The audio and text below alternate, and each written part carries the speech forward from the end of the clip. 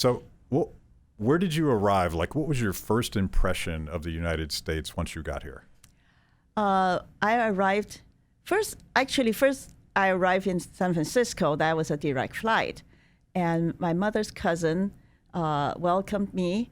And actually, my sponsor. We all had to have a sponsor in order to get the U.S. visa. My sponsor also lived in San Francisco, so I spent about 5 days, I think, in San Francisco, and I had terrible jet lag and motion sickness because in China we hardly even saw a car or ride a car, and so the airplane was bad. And in San Francisco, everywhere we went was on the in cars and up and down, up and down. So the entire time I was in San Francisco, I was motion sick, and everything's strange.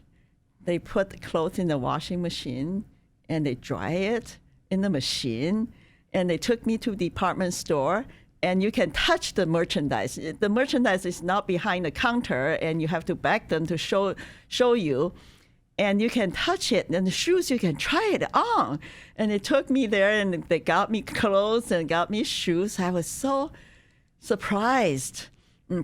And so many choices of restaurants. And I remember went to a pizza place that have a gigantic organ, and huge. The whole wall was the organ, and played music. I was just so shocked on everything. And they have big dogs in the house. Dogs are not food, or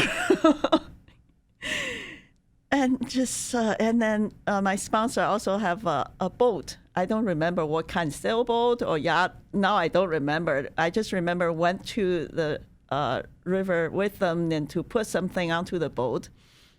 I already so scared. I said, please don't take me on the boat. I'm still motion sickness. They said, no, we're just here to put something on there.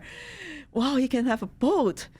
And everything, I was just surprised on every single thing. Overwhelmed by the freedom and the prosperity. Yes. That all young people in America now take for granted. They just assume that it's there. So you're coming to America and decide not to go back. And back in China, I don't know the exact history of the student movement and the protests that led to Tiananmen Square, but that it sounds like that openness allowed people to discover that there was a better way of life, one where you could speak your mind and own yourself.